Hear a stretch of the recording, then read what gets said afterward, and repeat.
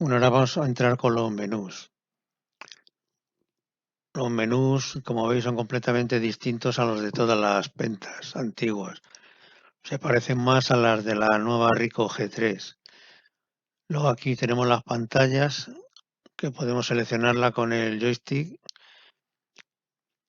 Y otra vez a la izquierda, aquí la primera. Vamos a empezar por la primera.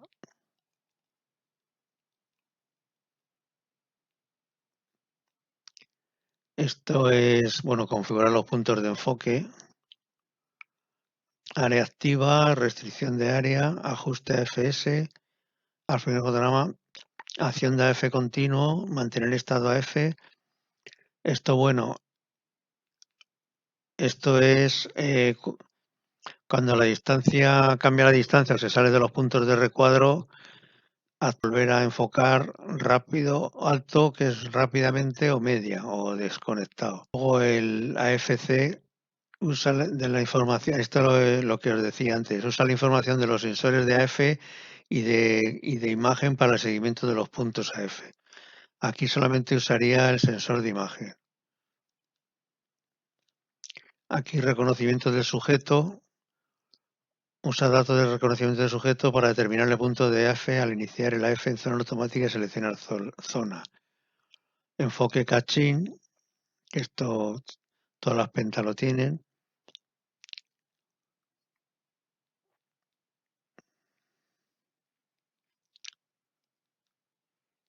Luego en Live View, el enfoque que es por contraste, microcontraste, que bueno, aquí está quitado, no sé por qué está quitado, pero es muy bueno para ayudar a enfocar.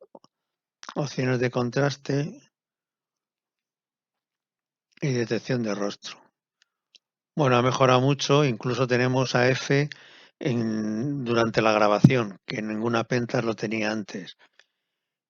Y el enfoque también bastante va más rápido y más preciso. Luego esto es la medición de la luz, que tiene una nueva que es ponderación al brillo, que lo que te hace es que te mide la escena y te hace una ponderación desde el más brillante al más oscuro. Que en puntual, por ejemplo, si da la casualidad que estamos haciendo un pájaro, un estornino, un cuervo que es negro y ponemos la medición en puntual, pues como es negro va a subir mucho la exposición y nos va a dejar toda la imagen muy clara, muy quemada. Esto solamente mueve el centro, que es de la imagen, y luego esto sería analizaría toda la imagen, como todas las pentas. Luego prioridad al rostro, detecta el enfoque de rostros con la medición de multisegmentos. Vincular punto AF y AE, esto también conviene ponerlo en on porque nos ajusta la exposición al punto de enfoque. El ajuste de sensibilidad ISO, bueno, aquí se puede, para cuando tiramos en TAV, podemos fijar la máxima y la mínima.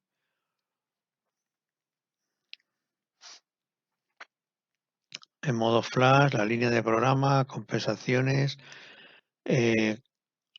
Esto es que cuando estamos con luz de tungsteno y con otro tipo de luz, el balance de blancos hace un ajuste bastante bueno. Aparte de eso, tengo que comentar que el balance de blancos es una de las cosas que más me gusta de la cámara. En todo momento siempre nos saca la fotografía totalmente limpia, sin ninguna luz parásita, aunque haya dos o tres luces, es capaz de resolver bien y sacar siempre un balance de blanco muy neutro, que va mucho mejor que la K1.2, que la K1 y que la K3. Incluso, bueno, la K3.2. Luego, desplazamiento de píxeles, tiene uno con trípode de corrección de movimiento y otro sin corrección de movimiento. Por ejemplo, si queremos hacer la luna, pues con corrección de movimiento. Una cosa que se mueve despacito. Si una cosa que se mueve muy rápido, no vamos a conseguir nada. Bueno, las traces ya le hemos comentado lo que pasa. Aquí nos dice una calibración precisa, pero hasta que no esté la unidad o GPS no tiene no está desconectado. Bueno, las opciones de tarjeta de memoria, secuencial o ranuras, formato de archivo, esto como todas.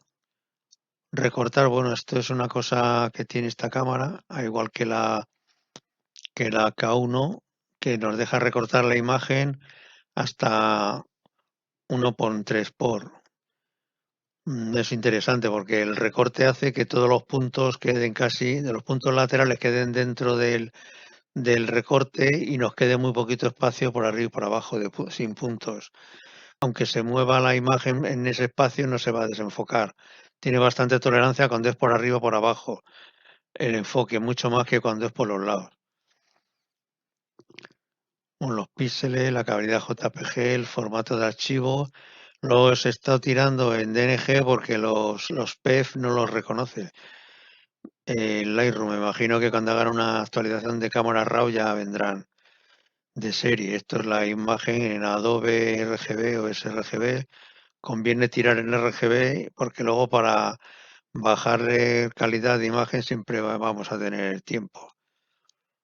Luego los filtros digitales, lo de claridad, tono de piel, todo eso que lo he comentado, correcciones del objetivo,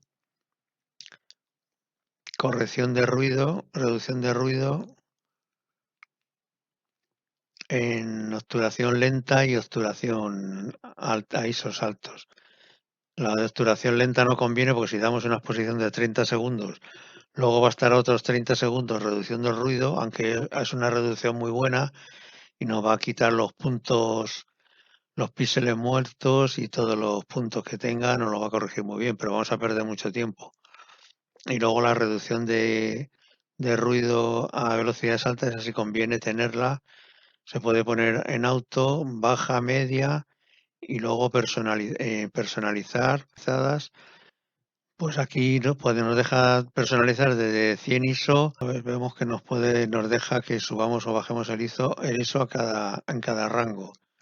La reducción de Sac Reduction está el SR Auto. Esto normalmente cuando se usa el disparo remoto se supone que está la cámara en un trípode, entonces no es necesario. Corrección del horizonte, bueno, esto es interesante, sobre todo en Live View, porque nos permite corregir y mover el sensor unos grados para un lado y para otro para centrar la imagen. El ajuste de composiciones es lo que os había comentado. Bueno, ahora vamos a bajar al siguiente punto. Selección de tarjeta, rotación de la imagen, opciones, número de archivo, bueno, esto es de los opciones de orden para poner nombres a las carpetas y esto. Esto es el sonido de reproducción. Bueno, una cosa curiosa es que el pito, el famoso pitido que tiene Pentas cuando enfoca, en esta solamente lo tiene cuando solamente está seleccionado el punto central. Las demás opciones de AFC o de lo que sea, si está seleccionado más puntos, no va a pitar, que es lo que al principio nos extrañaba que no pitara. Esto es el táctil de la pantalla. Esto es para borrar las fotos, proteger para que no se borren, rotación de imagen, copia de imágenes, transferencia de archivos. Esto es para transferirlos por Wi-Fi o por Bluetooth móvil. También nos va a dejar transferirlos como la K1 al Lightroom. Y nos va a poder importar directamente desde el Lightroom las imágenes. Nos va a reconocer la cámara en Lightroom y al igual que la K1 vamos a ver una tirita con los valores de la exposición, la velocidad, aunque no podemos variar desde Lightroom, podemos variar el enfoque y el disparo. Y automáticamente cada vez que disparemos se va a importar la foto a Lightroom y la podemos ver. Y ampliarla para ver si está enfocada o para ver si está bien quemada, lo que sea. Luego todo esto son opciones para ajustar el revelado, si queremos revelar en la cámara, corrección de las configuraciones de usuario. Luego otra cosa curiosa es el botón FX este. Bueno, también lo podremos configurar para reducción de vibraciones, para el botón para RAW. No, nos permite luego configurarlo como queramos cada botón. El botón RAW, por lo mismo, nos permite utilizarlo para muchas otras cosas. Bloqueo de acción, bueno, este igual nos permite bloquear lo que queramos para que no nos varíe. Ajustes de bloqueo, imagen fija. Bueno, aquí nos permite disociar el enfoque, pero aquí nos bloquea el enfoque cuando apretamos el botón a la mitad. Y luego nos permite disparar en la F y nos va a dejar sin función de adelante, disparo de la cámara.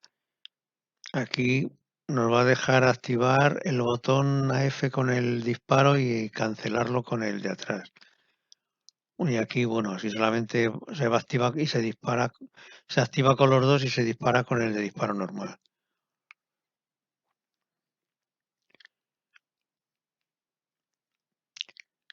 Aquí el botón de AF funciona con el disparador pulsado a medias antes de grabar vídeo. O sea que podemos desactivar el AF o activarlo. Si utilizamos un objetivo manual y lo tenemos ya en una posición fija, pues es mejor que no se active la F o que por lo menos que no intente hacer ruido ni nada durante la grabación del vídeo. Bueno, estos ya son todos menús que tienen todas las cámaras. Más función que esto es en la tecla, en el botón de arriba que es SNFN. Es más función, el botón pequeñito igual. Aquí tengo, bueno, he configurado el modo de exposición, que es AF usuario, el AF, el AF área activa, y luego mantener el estado de AF, que es de seguimiento, que es el hold, y luego microcontraste. Luego ISO, manejo táctil del LCD,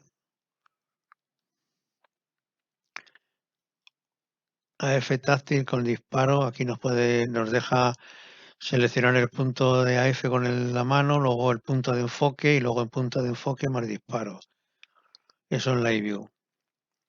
En vídeo también nos permite el punto F más AF continuo, punto F más inicio. Apagar y encender el vídeo. Bueno, el sensor de ojos es un pequeño sensor que va debajo del visor de óptico y que cuando acercamos la cara se apaga la pantalla. Es una cosa muy útil si tenemos la pantalla con un largo tiempo de que esté encendida, pues si acercamos el ojo al visor se apaga. Si no, es una cosa que en las otras cámaras es bastante molesto, sobre todo cuando estamos en un sitio oscuro o por la noche que se nos encienda la pantalla y nos deslumbra bastante. Una cosa buena para nocturnas. Y si estás en un high a oscuras también. Bueno, visualización del visor, tipo de nivel electrónico, luz del visor, información fuera de campo. Luego la pantalla LCD, la iluminación de la pantalla, baja, alta o visualización en el monitor. Aquí también se puede configurar la revisión de las fotos, 5 segundos hasta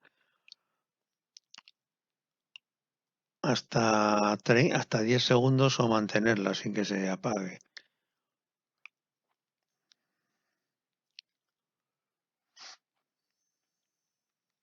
Bueno,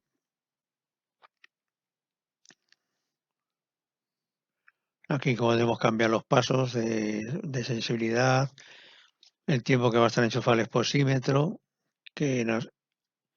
esto también es interesante, porque muchas veces se queda dormido cuando estás, por ejemplo, con la K1, cuando estás mucho tiempo sin sin tocar el botón de AF, el AF se desconecta. Entonces, la primera vez que tocas un botón, se conecta a la vez el AF y a la segunda ya enfoca. Entonces, esto es muy bueno, aunque gaste más batería, pero no tienes que estar todo el rato apretando el botoncito por si pasa un pájaro volando. Apretas el botón y ya te digo, la primera vez que apretas es para sacarlo del estado de stand-by y la segunda vez ya es para enfocar. Esto no lo tenían tampoco las otras cámaras. Luego opciones en modo pose, pulsar y mantener disparado con esto para que apagar y encender con bull o mantenerlo pulsado, mantenerlo la posición mientras tenemos pulsado el botón. Velocidad de sincronización se me admite hasta 1.200 como la CAS 1. AF con control remoto cuando tenemos el mandito del control remoto para que nos deje enfocar. Normalmente es mejor desactivarlo porque con la temperatura de color,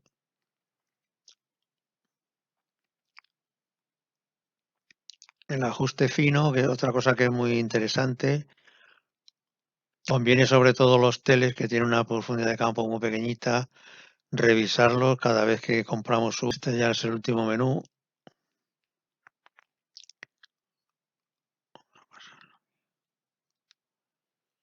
Formatear, bueno, todas estas cosas ya son iguales para todas las cámaras. A ver, esto igual. Nos conviene ajustar bastante el monitor, que no tenerlo muy sobreexpuesto, muy bajo. Pues luego al revisar las imágenes nos vamos a creer que está sobreexpuesta o que está subexpuesta. Luego otra cosa muy interesante también, los ajustes de la simulación de exposición. Normalmente cuando hacemos en Live View utilizamos el método de medición, el TAP, AV, TV, SV, la máquina nos hace una simulación y podemos ver pues si tenemos la posición correcta y tenemos que tocar algún parámetro. Pero en modo M, X o B no lo tenía. Entonces ahora con esta opción, en los mismos modos, nos va a hacer una simulación de exposición y vamos a poderlo ver en tiempo real. Por ejemplo, si estábamos tirando en M, teníamos que ponerlo en AV o en TAV para ver la exposición correcta y luego volver a M. Sobre todo por la noche es muy interesante.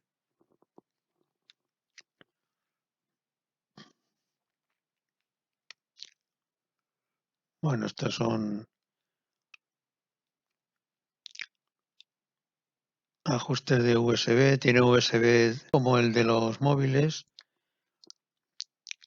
y tiene salida también para HDMI, mini HDMI. Tiene Bluetooth también. Aquí nos permite emparejarlo con el móvil, con el ordenador. Y luego también tiene Wi-Fi igual. También nos permite hacerlo por Wi-Fi. Enlace con smartphone. Esto es para guardar la información para geoposicionar las fotos. Esto es para las transferencias automáticas de imágenes que se pasarán al móvil directamente. Y aquí podemos ver si queremos que nos traspase el RAW, el JPG o el vídeo. Luego también tiene una opción de redimensionamiento del JPG para que nos lo haga más pequeño, para que por si lo queremos subir a la red, pues tenga más agilidad y tarde menos.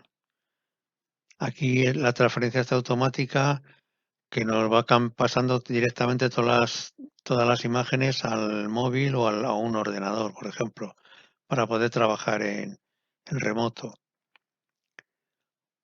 Luego autodesconexión, ahorro de energía, la empuñadura, alimentación. Otra cosa curiosa es que apagando la máquina mientras tenga batería suficiente nos permite recargar un dispositivo USB externo, por ejemplo el móvil, nos permite recargarlo. Bueno, esta es la información del firmware. Como veis, el firmware es la versión 1.0, es una cámara de preserie todavía, que me imagino que antes de salir a la venta o en poco tiempo sacarán ya una versión de firmware más definitiva. En esta cámara no hemos observado, decían que podía tener pegas, pero no hemos observado ninguna, ni que falle nada, ni que no hayamos tenido ningún problema en nada, nada más que muchas veces el desconocimiento de los menús y de las cosas que tiene, pero fallos no ha tenido ninguno. Vamos a eliminar polvo, que es para limpieza, que ya tienen todas las pentas. Al iniciar y al apagaron. La limpieza del sensor, que es con el espejo levantado. Luego los idiomas, el ajuste de la fecha, restaurar. Y bueno, pues eso es todo, los menús que tiene. Y nada, a mí me ha encantado la cámara, tiene un enfoque muy bueno.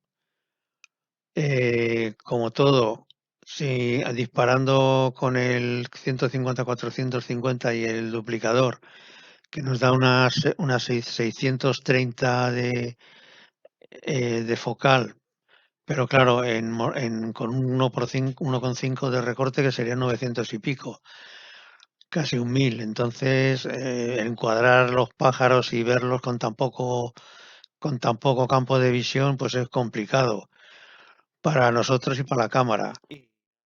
A, a 150, por ejemplo, o a 200, todo lo que pasa por delante lo enfoca. Golondrina, pájaro, porque no tenemos que encuadrar. Ya a 450 que tenemos que encuadrar, igual. Le cuesta un poco más de trabajo, pero vamos, nos cuesta a nosotros, la cámara no.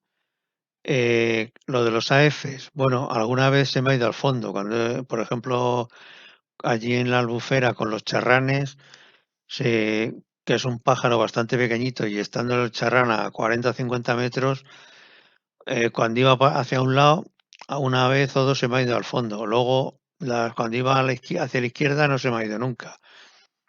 Y ha mantenido muy bien la imagen, incluso con pájaros pequeños, sobre el fondo, que era un fondo de arboleda oscuro que las cámaras suelen tender a irse al fondo.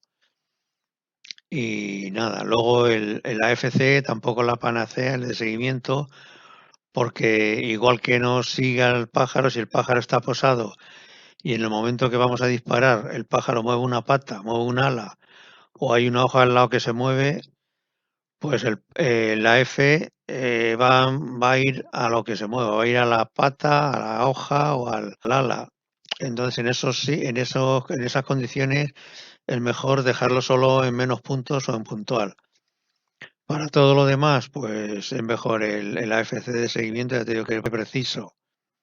Yo he probado el de la D500. Bueno, la D500 tiene 10 puntos más seleccionables, luego en total tiene 153 puntos por 101 que tiene esta, pero yo he visto que, ya te digo, tirando con una focal no que sea muy larga, no he visto diferencia con la de 500. Si ya tiramos a 600, sí. La de 500 tiene el Sigma Sport o los Sigmas que el enfoque va más rápido que con el duplicador, pero el enfoque de seguimiento de la Pentas es bastante eficiente. Bueno, ya no doy más la matraca, ya he acabado, ya podéis despertar de la siesta y ya empezar a pensar en la cámara, que sobre todo va a ser una cámara especial para fotografía de acción y para fauna. No esperemos que las luces las recupera muy bien, el sensor va muy bien a altas luces, recupera muy bien los quemados, la sombra no tanto. Tiene el sensor más parecido a la K33 o a la D500, por ejemplo, que están pensadas para disparar a esos altos, y las nocturnas y esto, pues bueno, no salta el rango dinámico es de 14, pero sobre todo, ya te digo, centrado en las altas luces. Estos días que hemos estado tirando a las garzas blancas, que normalmente me saldrían quemadas, aquí no ha habido una que ha salido un poco quemada, la ha recuperado sin problemas. Como hemos visto, el sensor es bastante cuidadoso con las altas luces. Bueno, pues esto es todo. Seguiremos en contacto. Un saludo a todos.